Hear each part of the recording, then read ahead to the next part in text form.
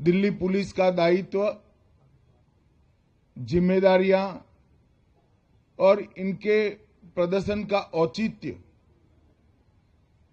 दिल्ली राजधानी होने के कारण हम सब जानते हैं कि पूरे देश के लिए महत्वपूर्ण है, क्योंकि दिल्ली का एक क्षेत्र एक शहर नहीं है, हमारे दिल की, देश की, लोकतंत्र की धड़कन है, देश के स्वाभिमान और अस्मिता का केंद्र है। और इसलिए राजधानी होने के नाते यहां की सुरक्षा का दायित्व सभी वैश्विक मानकों में उच्चतम होना बहुत जरूरी है।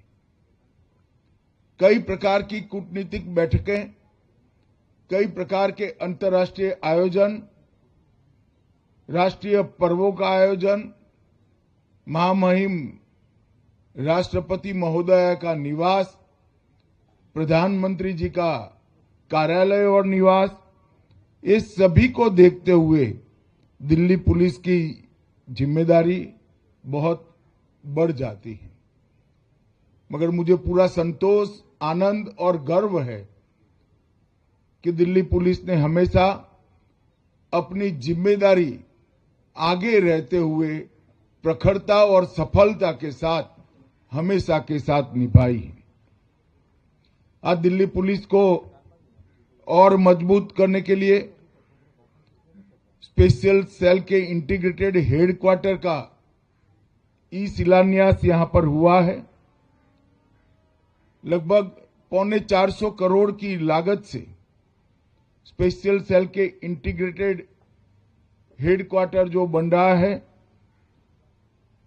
वो देश का सबसे आधुनिक, एक प्रकार से नारकोटिक्स और आतंकवाद को निपटने का सेंटर बनेगा।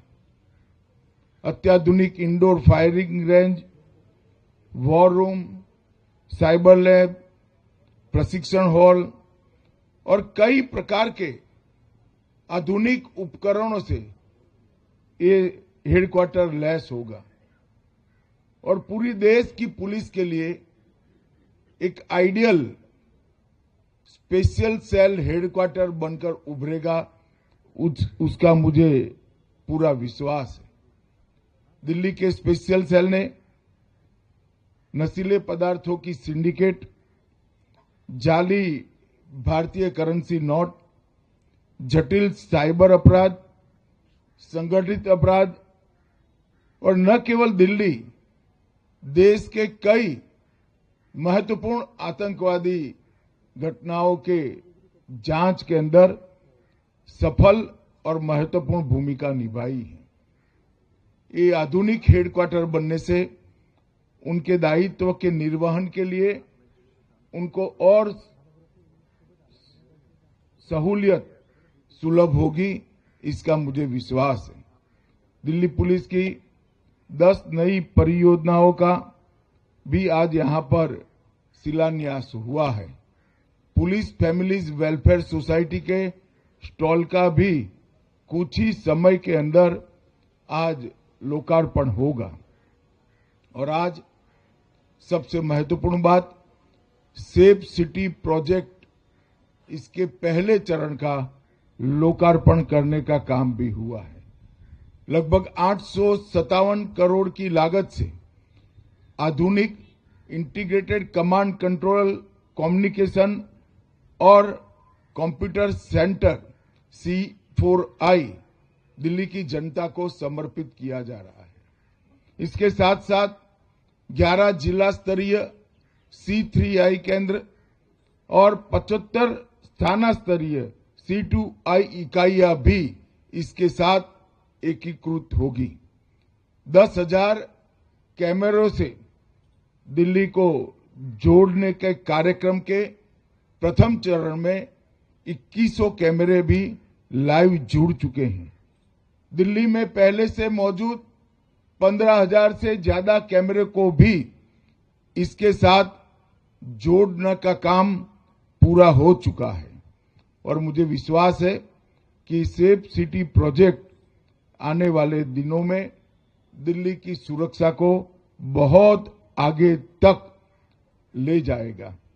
मित्रों, आज जब मैं यहां आया हूं तब मैं दिल्ली के माध्यम से देश की जनता को ये बताना चाहता हूं कि विगत 11 साल में प्रधानमंत्री नरेंद्र मोदी जी के नेतृत्व में देश ने कई सारे मकाम हासिल किए हैं और इसमें आने वाले दिनों में जब देश में न्याय की बात होगी तब 3 नए आपराधिक कानून, हमारी नई न्याय संहिताएं, जिसका केंद्र न्याय नहीं दंड है, उसका जिक्र इतिहास जरूर करेगा। ये 3 आपराधिक नए कानून हमारे देश की जनता द्वारा चुनी गई संसद में पारित हुए हैं। अंग्रेजों द्वारा लगभग 150 साल पहले बनाए गए कानूनों को निरस्त कर अब न्याय केंद्रित न्याय प्रणाली हमने प्रस्तापित करने का काम किया है। आने वाले 2 साल के बाद इस कानूनों का पूर्ण इम्प्लीमेंटेशन होने के बाद मैं देश की जनता को विश्वास दिलाना चाहता हूं कि देश भर में किसी भी कोने में जो एफआईआर होगी वो अपराधी को दंड देने का मतलब जो पीड़ित है उसको न्याय देने का काम सुप्रीम कोर्ट तक 3 साल में हम समाप्त करने की व्यवस्था कर देंगे।